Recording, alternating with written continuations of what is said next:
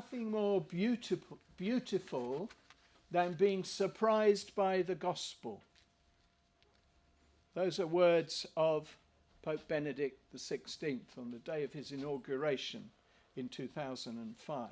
There's nothing more beautiful than being surprised by the gospel.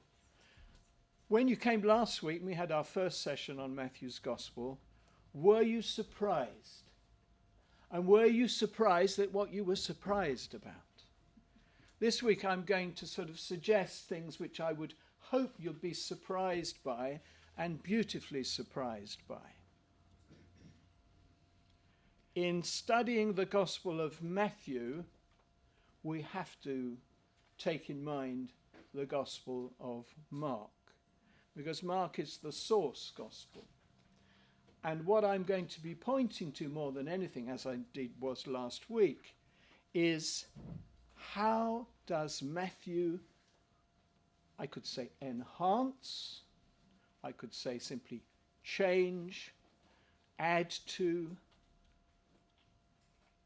take away from the Gospel of Mark. What is different in the Gospel of Matthew?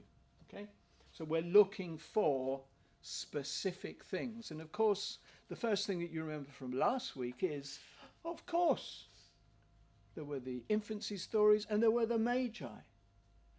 There was the Sermon on the Mount and other things that we went through. And by the way, you're soon going to be able to see it on the internet. I think you already can. So if you want to check out what I said last week, be my guest. Okay. I said at the end of last week that we've got to chapter 16, which was pretty good going, even though we actually jumped quite a few chapters towards the end. Chapter 16 contains the confession of faith of St. Peter. Right? When Jesus says, "Who do people say I am?" And then he says, "Who do you say I am?" And it is Peter that says, "You are the Christ." Okay? Now that is in the account in the Gospel of Mark. If we look at Matthew, Matthew has done some very interesting things to the text of Mark. So if you want to note down the references, this is Mark 8, 27 to 33, and Matthew 16, 13 to 23. Okay. One of the things I said about the overall structure of Mark and Matthew was that Mark, if he has a structure at all, it's a kind of geographical structure, but it becomes a theological structure. His gospel, the first 8 chapters, are located in the north, around Galilee. And then from chapter 8, and precisely from this passage, Jesus begins his journey towards Jerusalem. So that's the geographical process, getting to Jerusalem and what happens in Jerusalem. But it's also a theological or Christological development, because what happens from chapter 8 onwards is that Mark focuses our attention on the coming death of Jesus. We have what are called the Passion predictions. Okay. Matthew adopts that basic structure. Do you remember that? So Matthew adopts it and actually introduces it more formally. If you remember in chapter 4, verse 17, from that time Jesus began to preach. Actually, we had it last Sunday in the Gospel. He began to preach and to say, "Repent, the kingdom of heaven is coming." That's 4:17. That's the beginning of the Galilee ministry in Matthew, corresponding to 1 to 8 in Mark. From 16 onwards, at 16:21, we have the statement, "From that moment, Jesus began to demonstrate to the disciples that he had to suffer." Okay, so we've got the same division into 2 halves. that we had in Mark. And this point, this text which we're looking at, Peter's confession, what's known as Peter's confession, begins or contains that going from the first to the second stage. Okay. The text of Peter's confession has two parts. First of all, who do you say I am, leading to the declaration of faith of Peter, you are the Christ. And the second part is the first prediction of the passion. So in itself, it's a Christological statement. So yes, he is the Christ, but the Christ will suffer. You might say that that is the essence of the Gospel of Mark. Get your head round this, Peter. No, it's not what is expected of the Messiah. When we get into Matthew, so in Matthew 16, there are various changes. Okay? Hope this is not too complex. Chapter 16, we have the questions of Jesus. Who do people say I am? We have, who do you say I am?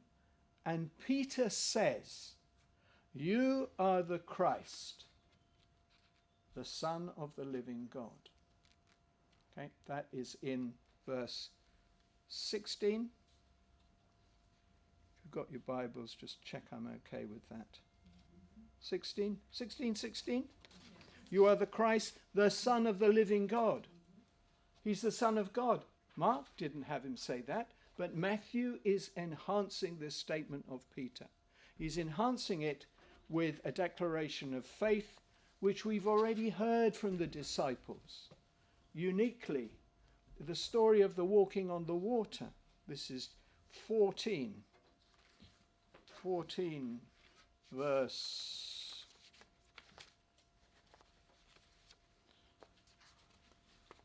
I will give it to you just a moment. Sorry? 33. 14:33, at the end of the walking on the water, they all said, the disciples said, truly you are the Son of God. So in Matthew, it comes before the profession of faith of Peter, which in Mark's Gospel is the sort of climax, and Peter is the spokesman. And that happens in chapter 16 in Matthew. But in chapter 14, they've already said it. I think you could do a study of the Son of God in Matthew's Gospel. Who says it? First of all, the disciples together. Then Peter, and then, we'll come back to this in half an hour's time, the centurion and those who were with him. Okay? So these statements of the faith of the church. It's one thing to say he's the Christ, but to say he's the Son of God enhances this statement of Christian faith in a way that Mark doesn't contain at this point. The other thing that we have, and the things that are surprising us about what Matthew has done to Mark's account, is of course the statement of Jesus. Once Peter has said, you are the Christ, the Son of the living God, Jesus answered only in Matthew, blessed are you, Simon Bar-Jonah. Flesh and blood has not revealed this to you, but my Father in heaven. And I say to you, you are Peter, and on this rock I will build my church. And on it goes. Okay, so there is a consequence of Peter's faith that's not contained in Mark. Mark, it simply goes on. Jesus tells them, don't say anything about this, and he began to teach them about his coming suffering. But in Matthew, we have this continuing dialogue between Jesus and Peter, in which Peter is commissioned, and it is said to Peter, on this rock I will build my church. That's obviously a hugely important text in Christian tradition, because it's mentioning ecclesia, church, mentioned twice in Matthew, again in chapter 18, as the assembly. And how does the gospel, how do the Christians who embrace the gospel form an assembly, a community, an ecclesia, which is the people gathered together in faith. And of course, that is very important for church teaching on the church, on the papacy. You go to St. Peter's, around the central altar you've got tu es Petrus, super hanc Petrem, edificabo ecclesiam meam. In other words, the Latin version of that text. So for Catholics, this is a big text. It's not the only big Petrine text. Think of the end of John's Gospel, think of texts in Luke's Gospel, but it's obviously, that is an issue which is being addressed based on the way that Jesus chose Peter to have a special mission. Okay, so this is the text of the turning point, Matthew 16. What are we surprised by? We're surprised by this statement of Peter's mission, Peter's role in the church. But we're going to be surprised by something else not quite so positive. Because if you go on, as I said to you, we have, from that time onwards, Jesus began to talk to them about the Passion. This is the same text of Matthew 16, which reflects Mark 8, but is making it far more complex. And we have the reaction of Peter to the prospect of the suffering of Jesus.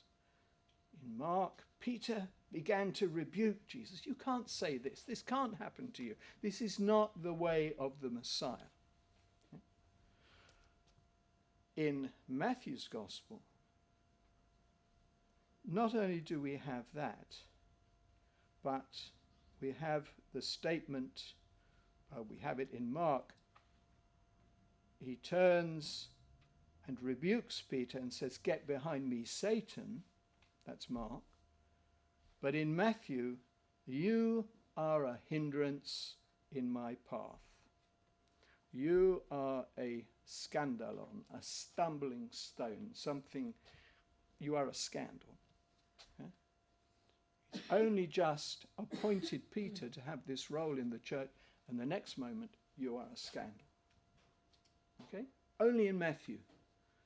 So when we're thinking about church, when we're thinking about the role of the leader, it's not only, it's wonderful that you have this faith and you're going to have this wonderful position, it's also, be careful, because you can become a stumbling stone for others. We've seen that. We know the history of the Catholic Church. All the wonderful leaders that we've had, and the occasional not very good leader. It's even true in 2020. Okay, so we've got to this halfway mark in Matthew, all right? But the other thing which I told you last week was that if we look at the structure of Matthew, we also have these 5 discourses. Remember? The 5 speeches solemnly introduced and then ending with the words, "And when Jesus had finished this, he did something else." So we have the 5 speeches, the first one being the Sermon on the Mount, the second one being the mission discourse, third one being the parables. You remember the parables, chapter 13? This is all stuff we did last week in great detail. So we've had 3 of them. The 4th discourse is going to come in chapter 18, and the 5th one in chapters 24 and 25. So just to sort of remind us of that, of this amazing construction which respects and develops Mark, but also is able to superimpose, to add to Mark, these 5 discourses. Why 5? Because Jesus is the new Moses. This is the new law, the new Pentateuch. Okay. We have to put those to one side because we can't deal with everything. And I want to spend some time on the Passion story of Matthew because we're going to be hearing it on Palm Sunday. So during these chapters, as in Mark, Jesus is making this journey towards Jerusalem. And as in Mark, we have the 3 solemn predictions of the Passion, statements of the coming Passion and death and resurrection. I want to alert you, though, to what I think is one of the most extraordinary additions to Matthew's Gospel, which doesn't really fit into the structures that I've talked about. But if you go to chapter 20 of Matthew, we have this unique parable. By unique, I mean you won't find it in any other Gospel. It's the parable of the workers in the vineyard. And you know the story. It all seems very unjust. The ones that worked the whole day get the same as the ones only come at the last 10 minutes. And then we have this statement. This is in verse 11. When the first came, they expected to get more. But they too received only 1 denarius, like the others. They took it, but they grumbled at the landowner. They grumbled at the landowner. The word grumble in Greek is gonguzo. Gonguzo. Egonguzon. You can tell it's something not very nice. Egonguzon. So they took it and grumbled. And this is just the word that we have in the introduction to chapter 15 of Luke, which you know is the lost sheep, the lost coin, prodigal son. Jesus tells those parables because people were grumbling that he was associating with tax collectors and sinners. Right? Okay. So this is I remember my dear mother saying to me once that we had this gospel. I think it comes during summer holidays, and we had this gospel. I said mass for her, and she said, I don't really know what that's about. It doesn't seem very right to me. Which, of course, is exactly what you would say. And if you're an upright, just person, you'd say, hang on, that's not right. They shouldn't have the same. And that's precisely what is shaking our ideas about God, that we've sorted out God's justice and this is what God is to be. And we find that God is far more generous.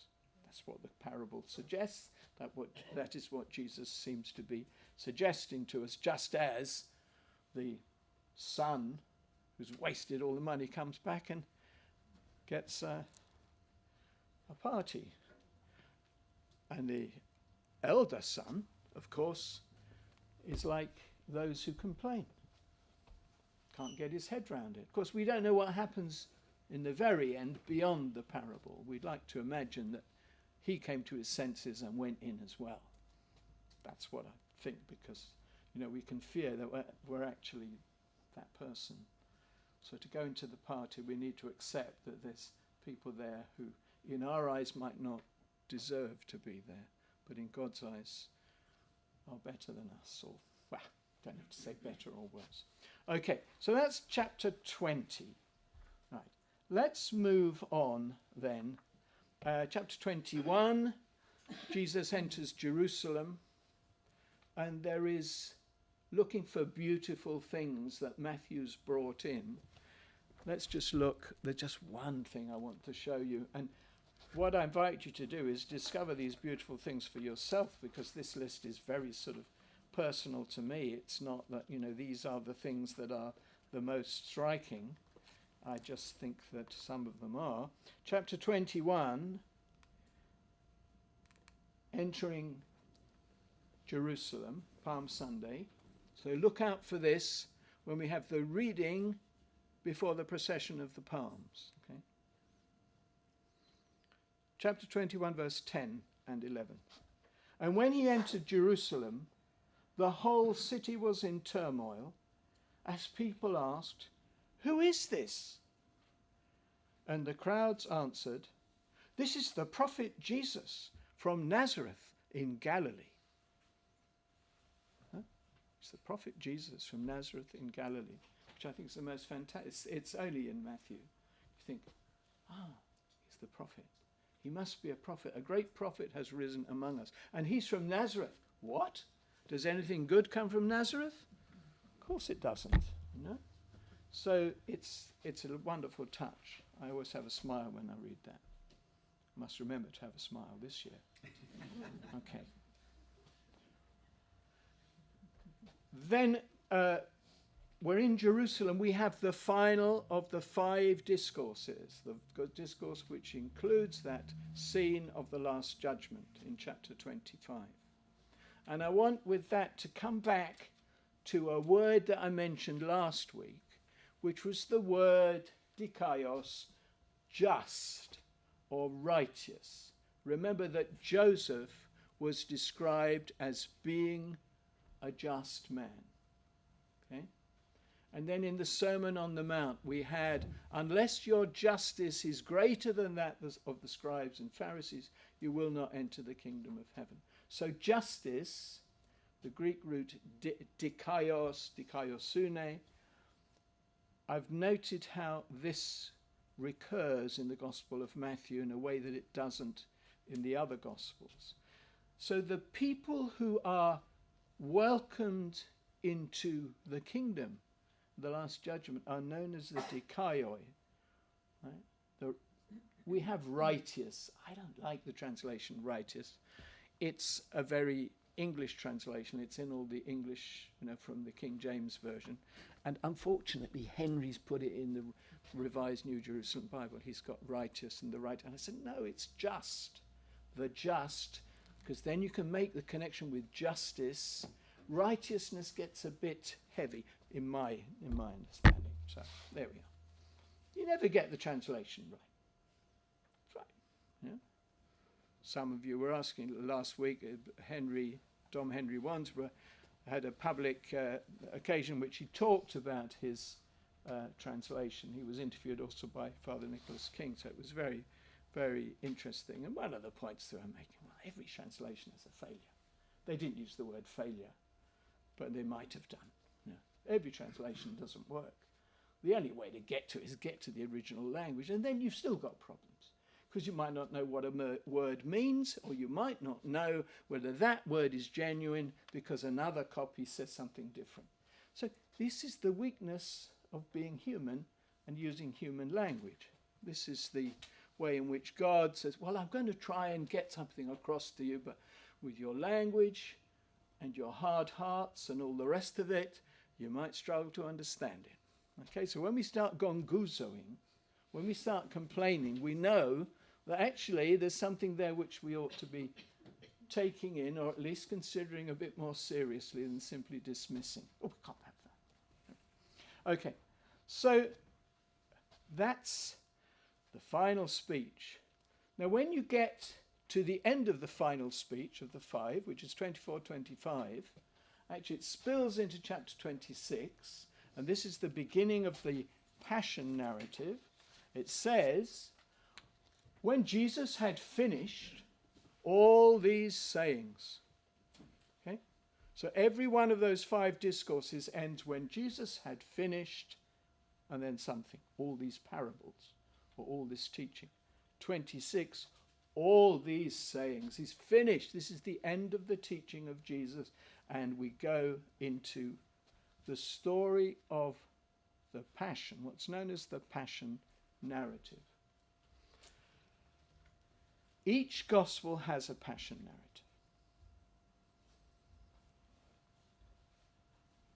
We could say that I think we would say it is the most important part of the gospel story, because if you go back to the Acts of the Apostles or to St. Paul, you find that that's what they are preaching. No? He was put to death, but God raised him from the dead. It's all about death and resurrection. That's what is crucial to us. It's what we celebrate in every Eucharist, in every sacrament. Baptism, we die in order to rise again. So, if it's so important in the preaching, this is pure speculation, but some scholars have said, well, it must have been the first thing to be developed in a story, or it must have been the first thing that they really wanted to record, the events of the death of Jesus. Okay?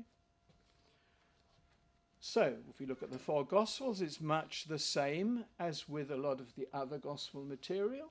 There are the 3 synoptics, and there is John. Okay?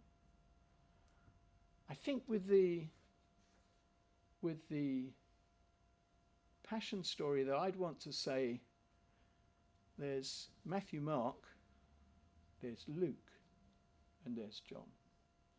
John is a completely different ball game.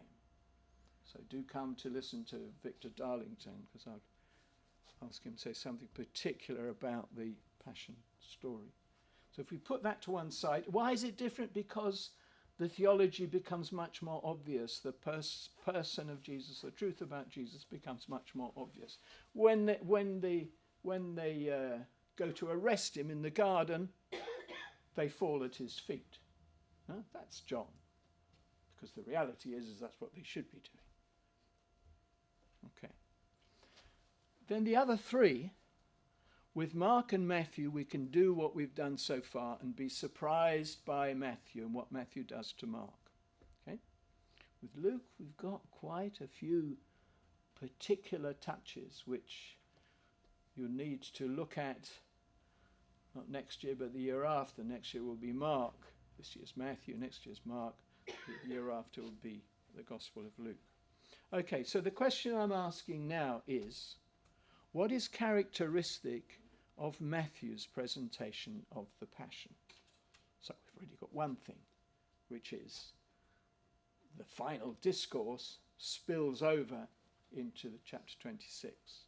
When he'd finished all this, well, it would be good to have the complete citation of that, because, so if we go to Matthew 26, so 26-27 is the Passion story. In each Gospel it's 2 chapters, followed by the final chapter, which is resurrection, except in the case of John, is followed by 2 chapters. Okay, so 26. Jesus had now finished all he wanted to say. And he told his disciples, you know that after 2 days it will be Passover. I would like Henry to have translated that more literally, because that formula, when Jesus had finished, it's after all these 5 discourses, Jesus had finished. I'm going to put him to the test and see. At the end of the Sermon on the Mount, which is the first of the discourses, when Jesus had finished saying these things, the crowds were amazed. That's 7:28. Here, when Jesus, I'm sorry, but I'm going to check him out because. But you see how you can't get things right and you can't all agree. But the thing is to notice them and be surprised and see how beautiful they are. And it happened when Jesus had finished all these words, he said to his disciples. That's literal translation. Okay, sorry, Henry. Tell you a story later on about last week, but we need to get on with this at the time being. Okay, now one of the things I haven't really mentioned enough is the relation between Jesus and Judaism, the gospel and Jewish faith. I've told you several times about fulfillment citations. This all happened to fulfill the text, and they quote the text. In other words, Matthew is saying to his people, or Matthew's gospel is saying to Christians, it's important that you see the connections with the Old Testament. Now, those people may well have been Jews who've become Christians, in which case I said, well, I'm so glad you brought that up, because I was wondering what we were going to do with our old scriptures. Okay? But it's also a statement for the whole church. Fulfillment. I did not come to destroy the law and the prophets, says Jesus in the Sermon on the Mount. I came to fulfill them. Okay, so we've got this positive attitude towards Judaism. Then there is the notorious chapter 23, which is a kind of diatribe against the scribes and Pharisees, about the teachers who put heavy burdens on people's backs, and you can read it if you want to. It's rather, I'm always pleased when during the week that we're reading chapter 23, there are saints' days, and you can have the saints reading instead, because I don't think Jesus was quite as tough as that. I think he was saying these Pharisees are wonderful people because they're trying to keep religion alive in a pagan empire. Anyway, that's just a personal opinion. But when we come to the Passion narrative, there is a very serious interest in where do the Jews stand? And above all, where does Judas stand? We do have in verse 3, chapter 26, verse 3, the high priest is named Caiaphas, a very important high priest, was high priest for a very long time. It's only Matthew who names Caiaphas. The others just say the high priest. Okay? And then we have in 26:25 at the supper, Judas, the one who betrayed him, said, "Is it I, Master?" It's only in Matthew. Matthew is interested in Judas because Judas is the Jew. His name means Jew, and of course he's the one who betrayed Jesus, who arranged for the arrest of Jesus. Let's go, so when they go to the garden and Judas comes to embrace Jesus, and Jesus says, "Friend, why are you here?" Only in Matthew. So you see these extraordinary points at which, well, that's at the touch of this passion gospel. Okay. So much is this evangelist interested in Judas, that he gives us the account of Judas's death, suicide. This is in 27:3-10, and it's very extensive. Okay. We don't know. There's big questions about the death of Judas, because in the Acts of the Apostles, he dies by another way. So, when you've got the scriptures disagreeing with each other, you've got to say, well, who knows? Who knows what the truth was? Okay. And at this point, when Judas goes to the chief priest and says he wants to give the money back, and it's thrown to the floor, "I have sinned in betraying," it's usually translated innocent blood. It's actually just blood. It's the word again, dikaion. Haima dikaion. I've betrayed just blood. Okay. Jesus as the just one. Acts of the Apostles, you find that. Okay. And if we move on further, 27:19, we have another character who's not in the other Gospels, and this is Pilate's wife. Now, Pilate's wife is a Gentile, okay, a non-Jew. And we think, oh, yes, we've had them, various points in the Gospel, but we had them at the very beginning, the Magi. So Matthew isn't exclusively focusing on Jews and how Jews should react, and that it's all the fulfillment. Generally thought that it's a gospel for Jewish Christians. That's the speculation. But here we have a Gentile who defends Jesus to her husband. And she says, "Do not you have anything to do with this just man? I've suffered," she has a dream, she's suffered much in a dream about him. He's a just man. Okay?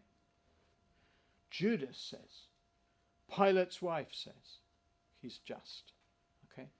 And Pilate himself, 27:24, he washes his hands and he says, "I am innocent of the blood of this just man." Now, when you get the translation, you probably get righteous, you might get virtuous, but we want the same word to be translated in the same way. And when we get the revised New Jerusalem Bible, we hope we get just and justice, and all these things will be clear. But there will be other problems still remaining. You see, translation is a nightmare.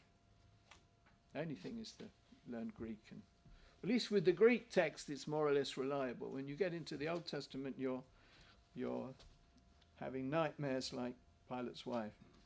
Okay, so the justice of Jesus is being subtly stressed by Judas, Pilate's wife, and by Pilate. Then we come, verse 24, the scene, you know it, you've seen it in some of these films of the Passion, the people calling for the death of Jesus, and in Matthew's Gospel alone, we have his blood be on us and on our children, which of course is a statement which has had the most dreadful consequences. And could we not forget that it was there? Could we not scrub it out?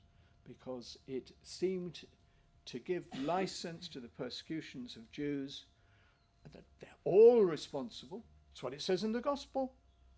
They invoked his blood. They were responsible for his blood. And they said, our children too take responsibility for his blood. And where does this come from? It's not in the other Gospels. Who knows? See, we've got to bear in mind we've got a very complex situation being reported. How much of this is due to theology or the different ways in which these things are told, the theological points, Christological points that are being made, the anti-Jewish points that are being made? So there is the issue of anti-Judaism, anti-Jewishness in Matthew, also in John. That's one of the issues taken up in Christian-Jewish dialogue since the Second Vatican Council. So, I mean, we can exaggerate. We can say, well, we're not going to read that in our church because, or we can say maybe we need to be more sensitive to this and to make sure that these texts are disabled or explained properly when they are read. It's a bit like the diatribes against the scribes and Pharisees, about which we might feel a little bit uncomfortable. Okay. Right, so let's move towards what is a climactic statement. When Jesus dies, and there are various changes in the circumstances of the death of Jesus, Matthew has an extraordinary proliferation of statements of what happened. Whereas the other Gospels have the curtain of the temple being torn, he also has earthquake, rocks being split, graves opened, and resurrection of the saints and appearances to people in the city. Watch out for it on Palm Sunday. You know, when Jesus dies, this is what happens. Because when Jesus dies, this is what happens, but perhaps not in a historical way. It's pointing to, the consequence of the death and resurrection of Jesus is the resurrection of the saints, of those who have gone before us. And what is, I think, easy to miss in all of this is that in verse, so as part of the conclusion, the events after the death of Jesus, so we're talking about 27, talking about, okay, let me read it all. The veil of the sanctuary was torn in two, from top to bottom. That's verse 51. The earthquake, the rocks were split, the tombs were opened, the bodies of many holy people rose from the dead, and these, after his resurrection, came out of the tombs, entered the holy city, and appeared to a number of people. And then we have it, verse 54. The centurion, he's a pagan. I conclude believe he's a pagan. He's a Roman centurion. I mean, he won't necessarily be Roman, but he's in the Roman army. Together with others guarding Jesus. together with others guarding Jesus. Not in Mark, okay? Not in Luke. The words that they say are slightly different. But what you've got here is an opening up of the Gentile world. At least that's the way it should be, I believe it should be understood. The centurion and those with him. They're the ones that now are going to say this man was Son of God. Remember, Son of God, the disciples said it, Peter said it. And now this small group of people guarding Jesus say it. In the Passion of Johann Sebastian Bach, Matthew Passion, this has been noticed, and there is the most wonderful setting to music of this verse. The centurion and those with him, they, what's the first verb that we have? Guarding Jesus. When they saw the earthquake and all that was taking place, were terrified and said, that's all the narrator, okay? We're not reading this together here, but we should get this. We will get this in church on Palm Sunday. The narrator will say to you, all those people, the centurion, they were terrified and they said, and the whole congregation will come in truth this man was the Son of God. Right? And in Matthew Passion, it is the most extraordinary crescendo which goes right up to the, and then fades away. This man was the Son of God. This is not a Jew, this is not, a disciple. This is the centurion who's watching over his death and those with him, and they are stating the faith of the church, because the faith of the church is a faith not only of Jews but also of Gentiles. So you've got this extraordinary touch which you wouldn't notice unless you noticed it. In truth, this man is the Son of God. So if you've got Matthew Passion, best in German, get hold of it and just listen to that little bit. It's really quite extraordinary. Okay. And we'll have it. The potential to be surprised is there in our gospel reading on Palm Sunday. But the thing is, we don't notice enough. But you'll be able to notice it this year. Okay. So, Son of God, the just one. Then we move on. Let's move on into the final chapter, the resurrection chapter 28. And what's unique about that is the final verses of Matthew's Gospel, where we have the appearance in Galilee. Now, the different Gospels, they're records of the appearances of the risen Jesus, which of course are crucial to explaining the outcome of all of this. They don't have they have different appearances. And so in 28, let's just okay. This is known as the Great Commission. The 11 disciples set out for Galilee, to the mountain to which Jesus had directed them.